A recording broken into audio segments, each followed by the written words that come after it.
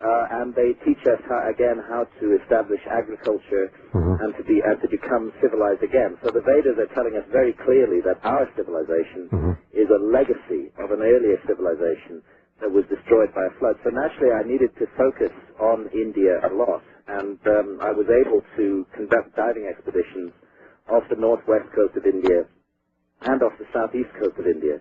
And in all circumstances, as I report in the book, major underwater ruins, which previously had not been suspected, have been found. Now, the point you kicked this off with was the so-called bridge that satellite photos show in southeast India, extending to the east of a place called Ramaswaram, and across to the island of Sri Lanka. Now, what's interesting about this satellite photography is that it simply focuses on an area that we know for certain was completely dry land at the end of the Ice Age. The island of Sri Lanka was not an island. It was joined to the mainland until as recently as 12,000 years ago. The whole of the Maldives archipelago, the wonderful Maldives Islands that lie to the south of India, which are now just tiny dots on the map, at that time, during the Ice Age, were enormous islands that extended in a chain for almost 1,000 miles running across the equator. Off both the southeast and the southwest coast of India, there were huge amounts of extra land that are now under the sea.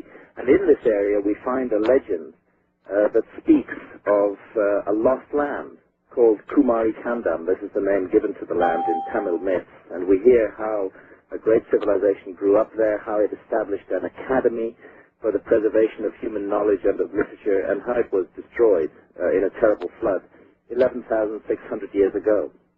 That's the same myth from the submergence of Atlantis, and it's a date that fits perfectly with what modern science tells us about the end of the Ice Age, because this was the second of three great meltwater pulses that raised sea levels in huge steps. This happened around 11,600 years ago. So everything comes together.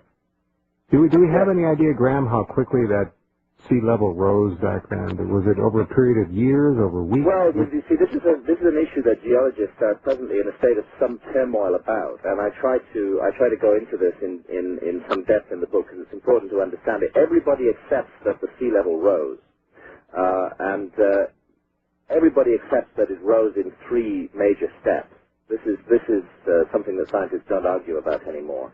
What they do argue about is how rapidly within those steps did it rise, and the most convincing evidence suggests that we may be looking at literally overnight rises of up to 30 or 40 feet. Wow!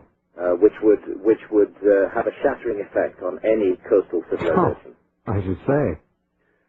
One can imagine what even a 20-foot rise in sea level would do to our civilization today. Absolutely correct. We have huge cities inland, but the bulk of our economies and the bulk of our population is still focused on the coast. And a 20-foot rise in sea level would take out all the world's major harbor cities, including Tokyo, New York, San Francisco. The whole area would be completely devastated, and I'm not sure our society would survive it. So we're looking at something like that happening 11,500 years ago in a world where the high culture lived on the coast. The people who were top of the food chain lived on the coast. The people who we think of as Stone Age man were marginal people driven into the interior. And we are reconstructing our prehistory based on archaeology that has only been done in the interior. And that's why we're missing important evidence about another aspect of our prehistory, a much more advanced aspect that occurred on the coast. India is a place in which this really is very strongly supported at every level. And what's wonderful about India is that it's an ancient culture which is still alive. India is still in touch with its ancient roots. It has amazing threads and connectivity. You're right. It really does. Whereas if you go to Egypt or to ancient Sumer in Mesopotamia, you're dealing with a culture that's been dead for thousands of years. And yes, its ruins speak. Yes, its inscriptions have much to tell us, but the culture is not alive. In India, you can actually touch it and see it and sense this deep memory of the past. Very good point. Very good point. How much polar ice is there available should there be another major melt, and Lord knows the North Pole, polar cap is receding. And Temperatures indeed, are changing. the South Pole, alarmingly so. Yeah. With the West Antarctic ice sheet extremely unstable. How much is there There's left to melt? enough to account for a virtually overnight 20 to 25 foot rise in sea level. It could happen. It's Okay. not of the scale that happened at the end of the Ice Age when there was a 400 foot rise in sea level. Well, this over a is, period yeah, of what years. you're talking about is survivable. Let me ask you this.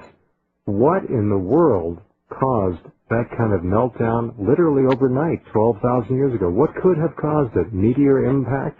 This is the really intriguing problem, and it's a problem that I have dealt with from time to time in my books over the last 10 years, but I can't say that it's fully settled yet.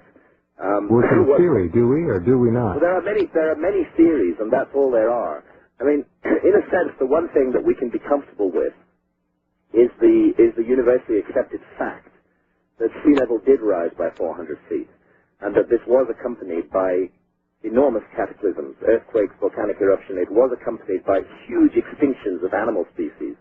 Up to 70% of all the main species existing on Earth during the Ice Age were made extinct at the end of the Ice Age. So it's pretty obvious that something terrible happened. But what caused it to happen is still a matter for some debate. One theory which I picked up and investigated at some length in Fingerprints of the Gods is called Earth crust displacement, where it suggested that the entire outer crust of the Earth could shift in one piece around the core of the Earth, taking land that was in warm areas, warm latitudes, into much colder latitudes, Sure. and vice versa.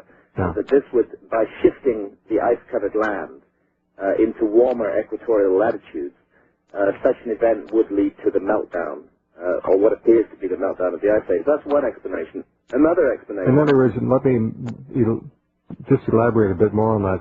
The entire Earth's mantle, Yeah. sitting on a quasi-fluid base, Correct. could have actually slid around its core. This is the argument, and the best work on this has been done by a gentleman called Rand Flemath. I've had Rand on the program, yeah. An excellent man, brilliant researcher, and he has followed up the work of Charles Hapgood from the 60s in this sphere, and offered one compelling explanation for why the Ice Age came to an end, because that's the real mystery. The Ice Age was a relatively stable period. We had 100,000 years when the ice sheets were just continuing to grow from, say, 120,000 years ago down to about 20,000 years ago. And then suddenly, this huge expansion of the ice sheet stops, and it goes into reverse in the most cataclysmic way, and then for the next is through literally hell, 10,000 years of hell. And it's in that mysterious period that I think we lost our memory. I'm right back. Our number 2 with Graham Hancock. In just a few minutes, we'll think about pole shifts and other things as well as we continue.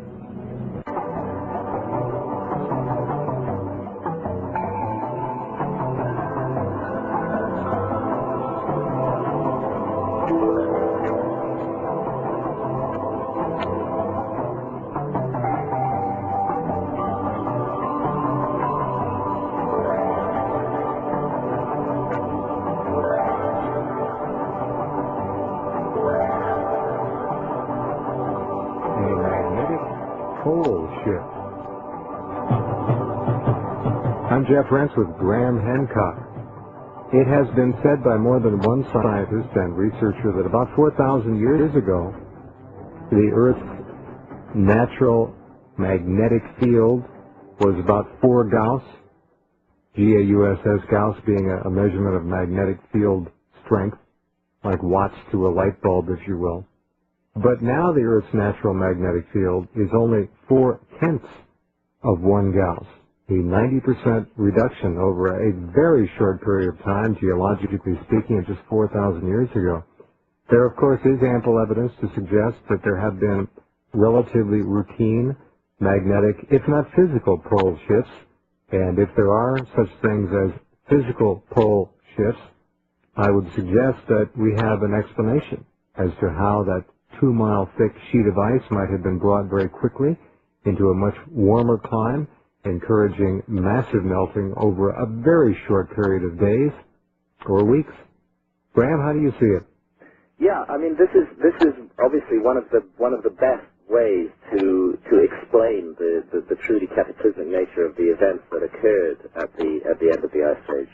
Indeed, the recognition that the end of the Ice Age was a cataclysmic time is still in the process of dawning on scientists around the world. It's because as more and more research is done, it's becoming more and more clear that that particular 10,000-year period between roughly 17,000 and 7,000 years ago was a period of horrendous cataclysm. And yet they have had for years, Graham Hancock, the issue of mammoths found with food still in their mouths from climbing and so on and so forth. Indeed, and this should have been raising alarm bells a long time ago. Again, what happens with finds like that is that the scientific community turns on them and tries to find every way to minimize their impact and their implications, sure, to suggest that this was mammoths that were killed at widely different periods and so on. But again, if you just come back to the basic thing that the scientists do accept, which is a 70% extinction of animal species at the end of the Ice Age and more than 10 million square miles of land covered by water, you realize that you are talking about a cataclysm. And then you have to ask yourself, what is the normal state of our Earth? What is the stable state of our Earth? And frankly, the stable state of our Earth seems to be not how it is now. It seems to be indeed locked in an ice age, that we've had many ice ages in the past, long periods when the Earth was just literally frozen solid, but every now and then something comes along and interrupts this.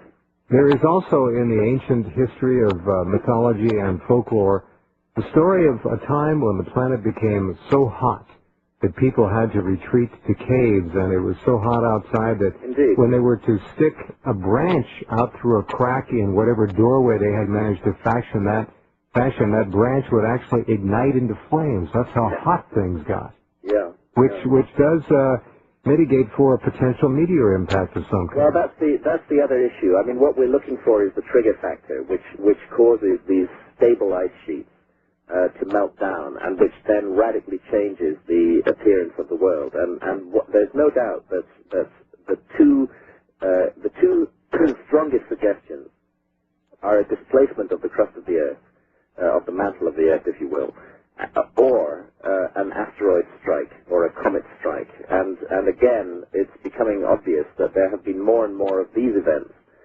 in the past than we previously realized. We continually finding new evidence of enormous cratering under the oceans and so forth. That's right. And in a way, that pinpoints the problem with this whole argument over our past and whether there could have been lost civilizations, which is that scientists claim to have a full knowledge of everything that concerns us, often on the basis of only very partial and limited information. And, you know, what's needed on the part of science is a recognition that new information can come along any day, which will completely change the picture of our history. And what's becoming clear now, whatever the cause, is that cataclysms have played a much bigger role in human history than we have allowed for in our understanding of the past. That we are, in a sense, perhaps our evolution and development as a species is driven by cataclysms. Perhaps cataclysms play a crucial role for us, not something that we should simply turn our back on and ignore, but something that we should study and try to understand what it is about cataclysms that seems to lead to jumps forward. Well, in a microcosm, you can look at any normal cataclysm, be it an earthquake or a massive hurricane that brings the best out of human beings in many ways. So you can take it from a moral standpoint or a scientific standpoint, and there is always advance after tragedy.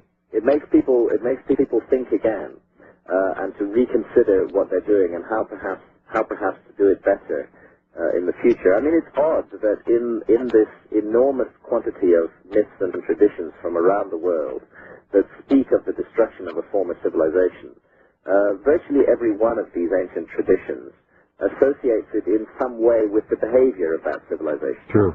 It isn't just a blind environmental accident. It's also, we have done something. This is how it's always portrayed in the traditions, whether it's the story of Noah, the story of Atlantis, so many of the flood myths from around the world.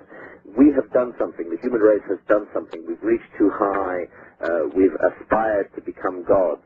and this leads to a punishment being unleashed upon us. This is too widespread a tradition to be completely ignored, I believe. It's amazing how science has been... It existed before the flood. Huh.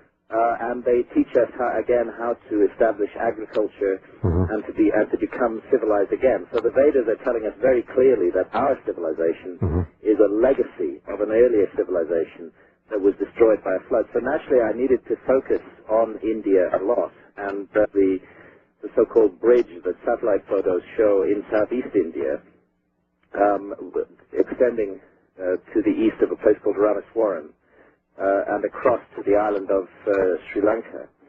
Now, what's interesting about this satellite photography is that it simply focuses on an area that I was able to conduct diving expeditions off the northwest coast of India and off the southeast coast of India. And in all circumstances, as I report in the book, major underwater ruins, which previously had not been suspected, have been found. Now, the point you kicked this off with was on the map. At that time, during the Ice Age, were enormous islands that extended in a chain for almost 1,000 miles running across the equator. Off both the southeast and the southwest coast of India, there were huge amounts of extra land that are now under the sea. And in this area, for certain, was completely dry land at the end of the Ice Age. The island of Sri Lanka was not an island. It was joined to the mainland until as recently as 12,000 years ago. The whole of the Maldives archipelago, the wonderful Maldives Islands that lie to the south of India, which are now just tiny dots